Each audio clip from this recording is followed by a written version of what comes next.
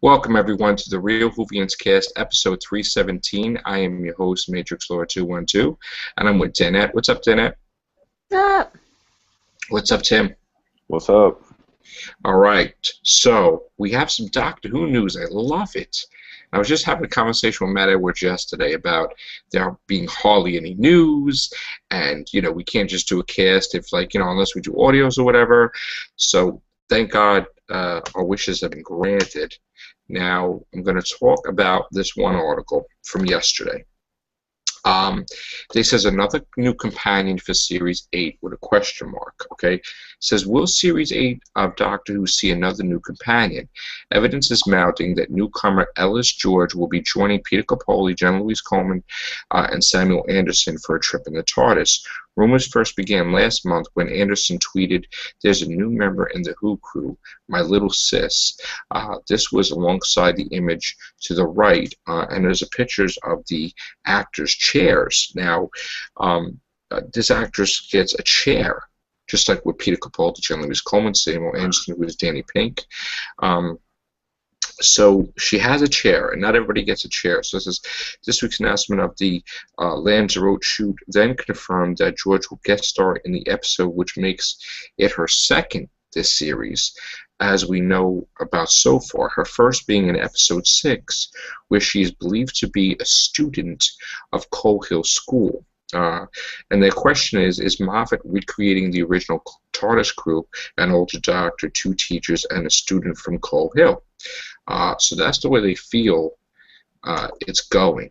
What do you say, Danette? I mean, it looks that way, doesn't it? Yeah.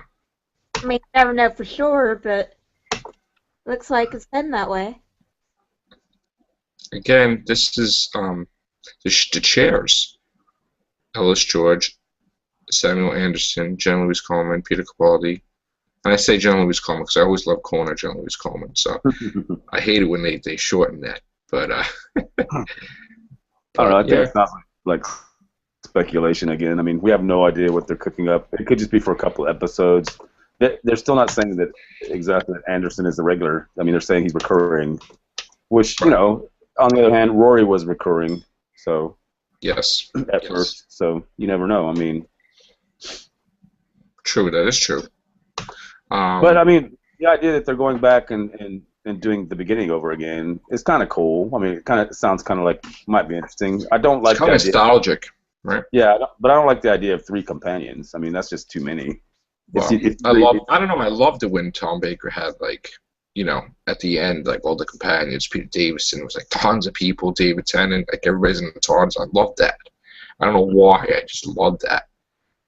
It was so cool seeing Donna Noble, Martha Jones, Rose in the TARDIS at the same friggin' time. Oh yeah, well that was the season finale though. I know, but it's Captain Jack. Come on, man. But it wouldn't work on a week-to-week basis, I don't think. There's not enough for everybody to do. I think it's been pretty much proven it's always better just to have the Doctor and a girl, and maybe sometimes a guy with them too, like Rory worked, Jack worked for a minute. So but the idea that they're going to go back to 2 teachers and a kid is just kind of. But maybe this is the perfect thing. Maybe this is the perfect thing for the show because it brings a new dynamic where, Clara knows the Doctor, but why don't we throw some new companions in who have no idea and it's asking her, all right, what is he like? What is he doing? Something fresh. I mean, maybe this is what the show needs a little bit. Well, the whole thing is going to be fresh because we've got a brand new Doctor and we don't know how he's going to play it yet. So, I mean, you're right. I mean, it could work for a little bit. We'll have to remain. Not forever. Yeah, not forever. Maybe 4 or 5 episodes, okay. Probably not a 12, 13, 14 episode stint. I don't think so. But do you imagine you had those companions and then you did have Charles Dance as the Master? That would be perfect. That'd be sick. That'd be awesome. I don't understand, why doesn't the Master have companions? I mean, he had Lucy Saxon, which he considered his companion. Who's his wife, though? But she did consider her because before they got married, they were, But I think she traveled in the TARDIS with him because he had the TARDIS. So. She was more like window dressing because he was trying to win an election. Yeah. I know. And you have to be married for that. But I think the Master's too vain and too. He doesn't need anybody's company. He's mad enough to just go on his own, pretty much, maybe right? this master may be different, or maybe there will be a different master. If they brought in Charles Dance, that would be the best. Yeah, that'd be awesome. I mean, did you watch Game of Thrones tonight? Yeah. He's freaking awesome, isn't he? He's awesome. Hand of the king. I tell you, just the way he talks, it's like you could see the power in his voice, you know? Like, you don't need to, you know, like, it's just a commanding presence of that, like, that look with his eye. Like, when he looks at, like, Tyrion, and he's, like, Tyrion just screwed up his whole, like, plan, and he just did his own thing, and it's like, you know, like, totally taken aback, like, oh, you're dead. You are so dead. Imagine that up against Peter Capaldi. Right, exactly. Really that would be exactly. Exactly. Like he gives that look to people, like you're trying my patience, and I'm gonna eliminate you. And he does. He does. Like when he said to the king, like Joffrey, like, oh, you know, you're going to bed. And then like he went. That was like great. In fact, one of my favorite scenes was this past episode where, like, he has such a commanding presence with the new king now, which was like Jeffrey's brother, that he's like telling him off air, all right, I'm gonna sit in the throne and I'm gonna do my thing and just let me do it. And he's like, all right. And then he's just sitting in the damn throne like he rules everything. And the king's just going off. Nobody even cares. Like the king's going off doing his thing, and Charles Dance is it. He's the whole show. And Tyrion's like basically giving him the finger, like, no, you're not, Dad. So it's like, just imagine that. Put that into Doctor Who. Add a little sugar and spice. Oh my God. Oh my God. Crazy. Yeah. That would be crazy. Yeah, that'd be amazing. I love that. I love that. And you imagine J. Louis Cohen's boyfriend that wants to be in there too as a cameo? Does he? Crap. Rob Stark? Yeah. Oh my God. They'd be sick. Mm-hmm. Yeah, I mean, he can play any part he wanted to if he wasn't busy. Yeah. Jesus, I'm so excited. So excited. Get to see that stuff. I mean, just think about it. You watch Game of Thrones, how many Doctor Who actors are in there? I mean, you got the guy that was Father Octavian in, you know, Time of Angels, right? You got the kid that was in the episode oh my God, Human Nature and stuff. You got Skarath. I mean, you got everybody in there. It's ridiculous. We just had Mark Gatiss in there this week. That's Mark Gatiss. He was in there. That's awesome. Let's see some little reversing. Game of Thrones people chilling. And Doctor, that'll be awesome. So, all right, I have my little Game of Thrones Doctor Who crossover. Sorry, I get excited because, you know, I'm excited with Game of Thrones. All right, so let's go with yeah, I know. I left for myself too. I'm like a little kid. All right. There's another article about Stephen Moffat said he was going to reuse that storyline that Russell T. Davies had in mind for Peter Capaldi.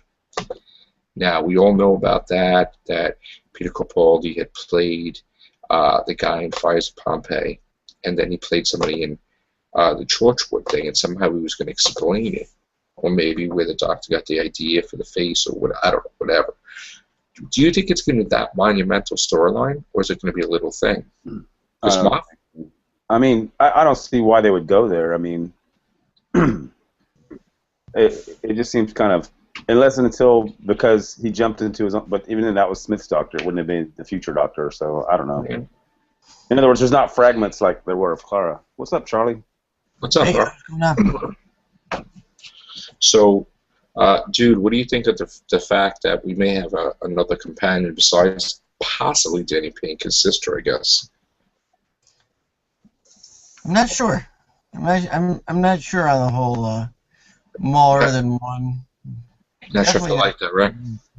I think 2 is the mark I wouldn't go past. Right. Maybe just for a couple of episodes. Just a couple episodes. Why not? A couple episodes. Not straight through. Yeah, a couple episodes with the Master. So. Well, we don't even know. We don't even know if he's coming back. And Charles Dance is just like a pipe dream for everybody. God. So, Yeah, I mean, it's all pretty much speculation right now, but... Yeah. It's fun to speculate, though, isn't it? Right. It is. Oh, yeah. It really is. Other thing we were talking about, Charlie, was the storyline that Russell T. Davis had with the Capaldis from Pompeii and Torchwood and how they're going to work that into the storyline, which I don't think he would mention it if it wasn't a big deal. Yeah. I'm kind of torn. I don't really think they need to explain it. Unless you. I don't think anybody thought of it like it was a thing at all. I don't think he needs to visit them or anything like that. But if you explain it like with a memory, and that's that's what the Time Lords use a memory. Those two characters are so totally different characters, played by a brilliant actor, Capaldi. And I think Moffat, how Moffat just likes to be provocative and throw things out there and say, hey, what do you think about that, people? Even though he's not going to go anywhere near it. It might just be one of those things like, what if this doctor has something to do with Frobisher from Torchwood or the guy from Pompeii?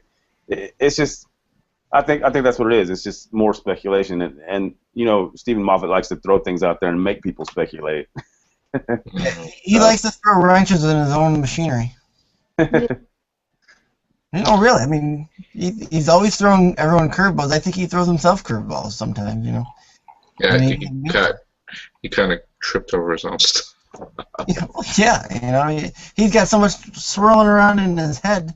I think sometimes he talks so much and then he doesn't realize what he's saying, and he comes out and he says, "Oh yeah, all the doctors are ugly." And you're like, what? But he didn't really say that. No, again, that's them taking an article and making an article out of something out of context, which is what I hate about places like Doctor Who TV UK, because that's not what the article was about. That's right. And the truth is, they're all average-looking guys. At the end of the day, I mean, and beauty is in the eye of the beholder anyway. So I don't even look at them in any way like that. But it's just they're the doctor. That's it. Yeah. That's exactly. An article like that is done from a fangirl type of perspective. Where he's not going to be this young guy anymore. And we have Danette's opinion. blah. Hold on. We have Danette's opinion, so maybe she can help us out with this. Definitely. Are they average? Are you upset that he's not going to be a young doctor anymore? Danette, are these Doctor Who actors like David Tennant and Matt Smith? Are they fugly? Fugly. Are they fugly? Are they average? Or are they above? I know. I just put you on the spot. I'm sorry.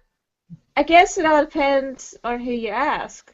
Okay. How about let's do the politically correct answer. It's on the eye of the beholder. Yeah. Let's do the politically correct answer. They're not fugly. That's a nice answer, Danette. Now Right. give us how you really feel. They're not fugly, right? Right. Okay. There you go. That's it. All right. I'm sorry, Danette. I know I'm gonna get beat up later on. I'm sorry. Even I would say nobody dragged them out of the barn to put them on the show. Right. I can't make opinion about if they're above average or average, but man, David Tennant's code, I wish I had that. Damn. Me neither. But all I'm saying is that that's up to the individual whether or not they find them attractive or not. And my point is that you have yet to have a bad actor play the Doctor. I mean, they've all been really good in the part in their own way over the whole 50 years. So I mean, it is what it is. I mean, I don't know why they drew that one little sentence he said in that whole interview he was involved with I guess Doctor Who Monthly, and they turned it into Moffat says all doctors are ugly, which that's not what he said at all. I mean, it's just silly. It's just trying to get headlines, when there's no news. All I know is that code is above average. That David Tennant code. It was like $250, and I think if you get a size, it's like $375. One Christmas it would be mine. One Christmas. I wouldn't mind having some of the jackets John Pertwee wore. Those were nice. Absolutely. Absolutely. All right. So here we go with another article now. Frank Skinner cast in Series 8. Comedian Frank Skinner is the guest star on Series 8 of Doctor Who. Skinner is set to appear in Jamie Matheson's episode alongside David Bamber, Daisy Beaumont, Janet Henfrey, and Christopher Villers. Skinner said, "I love this show. I subscribe to Doctor Who magazine. I've got a TARDIS ringtone, a 5-foot cardboard Dalek in my bedroom. And when I got the call saying they wanted me to read for the part, I was on the back of a tour bus watching episode 3 of The Censorites." He says, "I'm beyond excited." Moffat said, "It's no secret that Frank's been pitching vigorously to get into Doctor Who for a while. He's been volunteering to be a third monster on the left as long as I've been in this job." That's funny. He says, anything to get in there. I got they say, but now in Jamie Madison's sparkling script, we finally have a part that can showcase all of Frank's famous wit and charm. Hopefully, he'll get out of my garden now. Wow. So, who is he? Have we seen him anything else? Is he like a stand-up? He's like a James comedian, Corden was? Or? I guess. I don't know. Let me just show a screen share. Because I didn't recognize him, but I've probably seen him. I watch a lot of British TV, so I mean, I've probably seen him before. You see him? Yeah, see, I've never seen him before, so I don't know. No, Charlie? No, from what I gather, he runs it's like a variety show or something, like a comedy type variety show. Shame on us that we don't have any British people to help us in this cast right now. People be screaming at us like, "You don't know who that is." I know already. I'm gonna get it tomorrow in the comment section. And then Daniel's gonna tell me that that's Khan. I'm like, "You're crazy." All right. Khan. Or Carl. Okay, now I had to say that one more time. All right, let's see. Moffat there was an article at Moffat. I don't know why they're talking about it now. They're talking about how hard it was for him to do the 50th anniversary. Did they wait like a little bit? And look at his face. No, what they're doing is reprinting snippets of a recent DWM Doctor Who Monthly interview, and making several articles out of it. That's what they always do. Look at that face. You see that face? That's like, oh my God, the fans are gonna kill me for canceling a season for one episode. Oh, that's what that face looks like. The pure fear. Oh, stop it. Stop. You stop. He didn't cancel a season to do the 50th. That was the BBC. All right, I'm sorry, it's BBC. He's an employee of the BBC. You know that, right? He had to deal with that. So that's his face. He's not Doctor Who God, from the mountaintop saying, "There will be no season this year." All right. And Moffat came down from the mountain. Down from the mountain. No, but imagine this. Imagine the pressure on him, though, to come up with a 50th anniversary special that would actually work. That's what he's talking about. One that would actually please everybody, which I think it kind of did. It just took some people a minute to get around to it, but it is one of the best episodes of Doctor Who ever, in my opinion. Mm. It was one of those things where everyone's expectations were high. Yeah, exactly. You have high expectations. Everyone said, "Oh, classics! Let's get some classics in there." And there was no way they were going to get classics in there. Unfortunately, I wanted classics in there. Something, a hint. I mean, yeah, we got those pictures on the bulletin board, and well, we got Tom Baker at the end. That was cool. We got what? Tom Baker. Oh, Baker, yeah. Well, I think they would have been riding in the streets if Tom Baker wasn't in that episode. Speaking of Tom Baker, I think it's going to be time this weekend for you to send me an audio, if you have any, with Tom Baker. Definitely. What kind do you want? He's been doing a series a year for Big Finish of eight. There's a season with Leela, then which is supposed to fit in between the 2 seasons that she's in, and then there's a season with Mary Tam, who sadly is no longer with us. I probably want the Romana one of Mary Tam. I want to listen to that. What you have? Yeah, I think so. Oh, he lost my tea. I was in and out. He'll be back. And then they've gone back to, right now they're in the middle of one with Leela, and actually Lala Ward is coming back to do some. I definitely want to hear that. That's brilliant. That's amazing, because we never thought we'd get those 2 people in a room together, and now they're doing some audio, so cool. TikTok. Yeah, I know. That's crazy. Well, she hasn't been kind to him on some of those DVD commentaries. Yeah, well, I don't know, when I get my girlfriend mad, forget about it. I leap in the car and I like try to pull away. No. Yeah. Actually, I love my girlfriend. She's like Gwen Stacy. She will beat the crap out of me. I guess you see like Amazing Spider-Man. Did you ever see Amazing Spider-Man 2? You see that? I have not seen Amazing Spider-Man. She went after him like a Spider-Man, like she was going to beat him up, and he was scared. Like Andrew Garfield was like scared. And when we were watching that, like Sharon's like, "That's me. That's totally me." I'm like, "Oh yes, it is." So, yeah, no, I want to see Lala Ward. So, I definitely. Yeah, that's the good news. Growing up, I mean, I loved her as a companion. Sarah Jane Smith was, I was really upset when Sarah Jane Smith was gone. When she left, like when he dropped her and went to Gallifrey, I'm like, oh my God, really? Holding a plant and everything? What the hell is that? Wasn't even on the same block or the same town. It was like so cold, It's like, God. And then I didn't like when Romana left. I'm like, what the hell? You leave her in age space with K9? She wanted to go. I know, but that was like, oh, man. I mean, the alternative was if he was going to go back to N-Space and she would have to go back to Gallifrey. They already said, hey, bring her back. You're done with her. So I know. He didn't want to go back. So that gave her an opportunity. I didn't like when, the companion left, but it was like bad. Like that's the one thing I dread, like if they do it right or if they do it like happy ending, sad ending. Well, that's the problem they have in the current series is that it's really hard to find a phenomenal way to get rid of a companion. And so far, I mean, they did it good with Rose. I mean, it was like, oh, they're separated forever. Right. It's like Love Story on the beach and whatnot. And then Martha Jones was regular. She chose to leave. And then Catherine Tate, or Donna was tragic because that was tragic.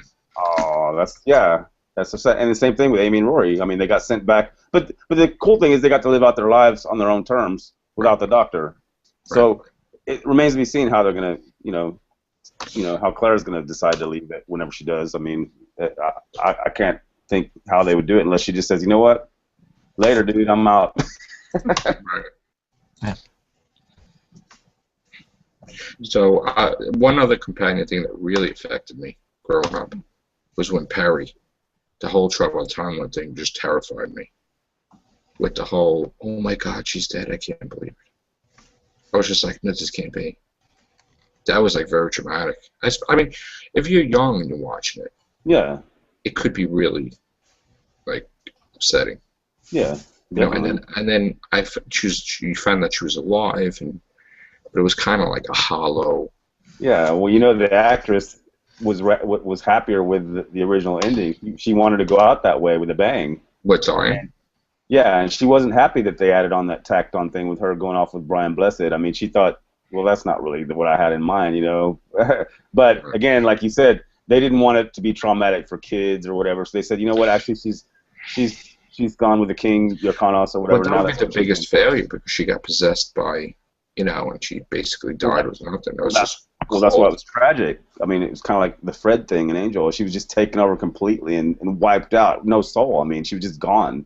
That's why that really bothered me. Yeah, but that's. I think that to me that was the most. To me, that and Adric, I think, because Adric was just shocked that he lost. Like the Doctor, I was actually helpless, and I was like, oh my God. I was just, there's no words. It was just black. They showed the star in space broken. I'm like, oh my God. I was like, oh my God. And then you know what? After, I don't know if it was because of that episode or the whole time Peter Davison was a doctor, I felt like the world was going to end like every episode. I'm like, oh crap. Who's going to die now? Or like, what's going to happen now? And then they did stuff like Tegan's like, oh, there's death everywhere with you. And he's like, I'm like, well, I think, isn't that the point, though? I think the point of having a younger Doctor, and that, at the time, that was the youngest guy had ever played the part, and he looked young.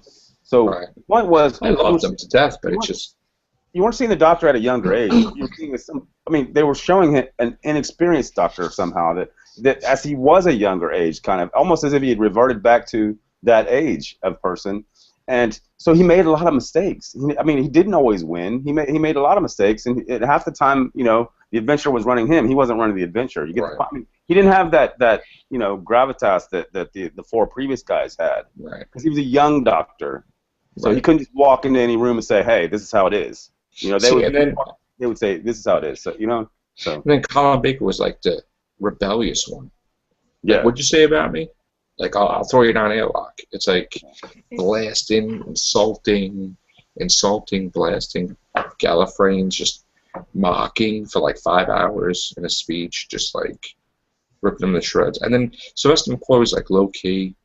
He's like, let me dress like a fool. People think I'm a fool, but then I'm gonna blow up your son and destroy Scarrow, and that's it. Like, it's just like Sylvester McCoy. Like, everybody underestimated his doctor. Like, he just took people out. Like, finality, you know? Eighth Doctor we never got to see, but then we see the mini-sode. It's like, oh my God, how awesome would he have been? Paul McGann. Oh my God. From mini-sode. Yeah, the Eighth Doctor audios that I've heard are really good. Yeah. Yeah, I gotta read those. I gotta listen to those. Well, you have to say that, that a lot of what you saw on that prequel was built on top of the audios that Big Finish has been doing for over a decade with that Doctor. So, I mean, yeah, he was able to continue in that form. Right. When we got the Ninth Doctor, you got the sense, man, he lost so much. You know, but yet he's trying to be happy-go-lucky. He's in a lot of pain, but he's trying to hide it.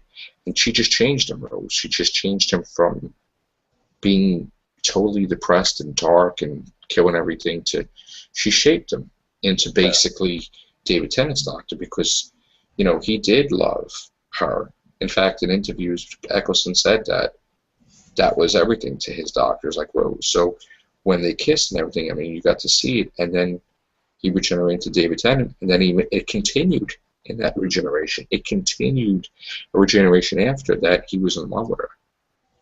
You know, and then I really thought that they touched on it very briefly in Matt Smith's episode with the Christmas Carol, where he's like, would you, like, what would be worse, like if you never loved before or something, or could you do that? And when I looked at Matt Smith, I was like thinking to myself, he is thinking about Rose right now. Like, You know right what? there and that. I thought the same thing. That's what I thought. I was like, oh, this is, I wanted him to go, like, deeper. Like, come on, man. Just go into it. Go into it. Talk about Rose. Like, once, twice, 5 times. Come on. We never got that. And then I felt cheated, because when we got to 50th, I'm like, well, all right, he's 700, 800 years old more, but still, you never forget who you love. I mean, it's just like, I don't care if you're 1,000 years old. You know, you'll always remember that. No, so that was the point. That was the point of that episode too. Was that you know, the one that regrets and the one that forgets. Right. Like she said. I mean, because Matt Smith's Doctor lived for thousands of years and did a lot of forgetting.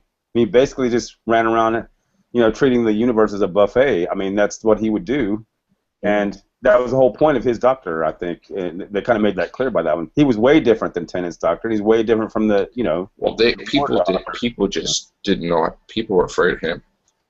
Matt Smith's Doctor. I mean, he screwed around. He's involved in a circular story that lasts for 3 seasons, pretty much, and it really is from the beginning. He's already been warned. Hey, you're on your way out.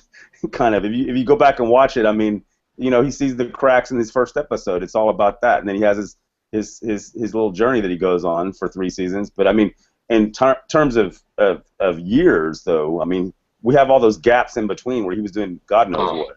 He had so many adventures with the big game hunter guy. He's like, oh, where are we going now? Yeah, exactly. You got all these Nefertiti. They were companions that we just didn't see. Yeah. You know, and it cool. was like, I mean, it was cool. Whereas, like they were in the TARDIS like it was nothing. Like, yeah, we've been in here before. Like, you know, whereas if you stack up Tennant's episodes, he really was only the Doctor for maybe 5 years. There's not a lot of gaps in his timeline. You know, right. like he's a really short-lived Doctor. You could say there was well, no, not necessarily, because there was a gap that they showcased in Unicorn and the Wasp, where you saw an adventure of him running in the forest. You know what that was about? That was like after. No, there's a few. You don't have times like where we don't know how much time passed in between the loss of Amy and Rory, and then, you know, where he was all depressed at Christmas. You know, or you know, there's I'm other talking about David Tennant. Yeah. Yeah. That's what I'm saying. Like David Tennant, most of his are connected. Most of his episodes are connected in a way. There's only a few in there that okay. They kind of hint at the last episode when it was Adelaide killed herself, that he just was doing so many adventures in the end and just avoiding his final adventure. So who knows what's going to happen? I mean, he named the galaxy Allison. He mentioned the 50th. So. But, you know, look how they do these audios. They kind of slip them in there. And the classics don't really have much. I mean, we don't know, but obviously, but it don't seem like there's a lot of room. When they were the companions. See, the thing I got, not that I want to jump around, but the thing I got with John Pertwee was that because his own people abandoned him, his own family, that is when Earth really became like home. I mean, as much as it was home. I mean, he wanted to be though. He wanted to get out of there as soon as he could. But still, he was with Brigadier. He was with Liz Shaw. He was with Joe Grant. He hated that. He just wanted to get out of there. Remember, he was forever arguing with the Brigadier. I'm here. I'm helping you out right now. But the minute I get, remember the Brigadier was always trying to figure out ways to make him stay. I know. Like if. Right. No, but Charlie. But the moment he became Tom Baker, he was like, "I'm out. Peace." Yeah. He was like, "I'm done with this. I'm a hippie now." Or what? But Charlie, you just made a really good point though about the audios, because they do manage to squeeze a lot of stuff into places you would never think they would. For example, in between the time Perry joins, and the Fifth Doctor regenerates, they've crammed in about 10 or 15 at least audio adventures. Even though the whole point of Caves Van der Zana, he just saved a girl he just met. But on the other hand, there's still a bunch of adventures tucked in there. Yeah. It's crazy. Yeah. So that's what's saying that he did all these adventures. Would it be for Adrazan? Well, he meets her in Planet of Fire. Turlo leaves, and then in the very next adventure, he regenerates into Colin Baker. So I mean, the whole point of my point was, or my thinking was, in Caves Van der Zan, the brilliant thing about him giving up his life to save a girl he just met. That was true. But I was talking about the as a doctor. Big Finish has managed to cram in about 10 or 15 adventures in between, with just him and Perry going around. They even pick up another companion for a few of them, and it's cool. I mean, that's what you can do. I mean, it's cool to have those extra adventures if you want to enjoy them. So. Right. Yeah. That's cool. I just wish that we would have had more McGann, but loads of audios. That's what probably. I want to listen to that one. That had the Seventh Doctor and Unit, and they said it was a future Doctor, but I guess it was not. That's connected with the storyline with the Eighth Doctor. The guy comes back. I'm not familiar with that Dominion, was it Dominion? Unit Dominion or something, or whatever. Was it an alternate story? It was just a Unit story, maybe? I think that was the Master, it turned out to be, right? Instead of the future Doctor? Yeah, I think I know what you're talking about, but I've never heard that. Okay. I really gotta get into my audios, because I really don't know anything. There was something I didn't know about that Graham was telling me about, which is really cool. When I've been checking it out, is that the Eighth Doctor's main companion on the audios, this was that girl Charlie that you heard of in the 50th anniversary story. What happens to her is, after she leaves him, she joins the Sixth Doctor, which creates a big problem because she knows his future, and so it's a one-season arc or something where she's traveling with the Sixth Doctor, and he's all the time trying to find out. It's pretty much kind of like the Clara thing in a way. Like, this is before that. I mean, it's like, who are you? Why do you know about me when I don't know about you? And she has to be very careful not to let him know his future as the Eighth Doctor. So it's pretty cool. Does she call herself Charlie to him so he knows, or she calls herself a different name?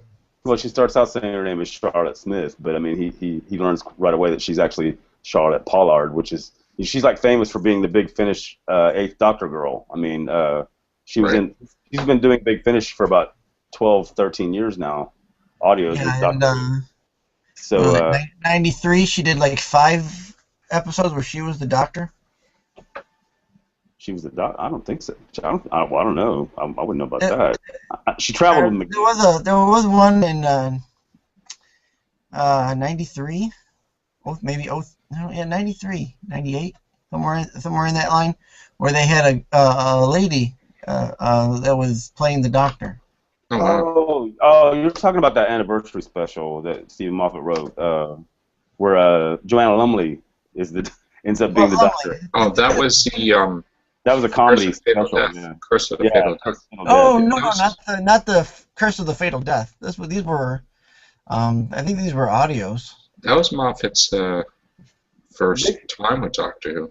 Big Finish didn't start till 98, 99. So, Yeah. and Charlie Pollard, I think, was introduced as the Eighth Doctor's companion whenever McGann joined. So, I mean, but yeah, I mean, my point was that they've managed to create all these timey-wimey different things going on too, like with the idea that a companion knows what's going to happen in the future, and that ends up being dangerous because of course TARDIS doesn't like her either. She's like, get the hell out of here, you don't belong here right now. Right. It's the wrong doctor for you. Even though the chemistry between the characters is awesome. I mean, Colin Baker and her are great. I mean, so it's cool. Right. All right, gang. I think we're going to call this episode to a close. But I want to thank Danette, Charlie, Tim, and hopefully we get to have more Real Whovians cast. And even if we don't have a lot of news or little news, whatever, it would be good to have new members. Okay, and that's why I ask on Matrix Lord 212 on Facebook if you guys could tell me your Google Plus, because if you have a Google Plus account, I could add you to my circles, and then I can put you on the show. And if I don't have that, because that's what we do, like 99% of our shows are on Google Hangout. There's that rare opportunity where something goes wrong with Google, we use a Zoom. But if you give me your Google Plus name, I can add it to my circles and then put you guys on, no problem. So either go to Matrix Lord 212 or the Real Whovians Cast on Facebook page, and give us your comments. Like, let us know what you think. And I can't comment on YouTube videos, in case you didn't know, because my account is not linked to Google Plus. So the only way I can comment to you guys is on the pages there. So give me a holler and let me know what your name is. All right. So thank you, Danette. Thank you, Charlie. Thank you, Tim. All right. Take care. Bye for now. Later.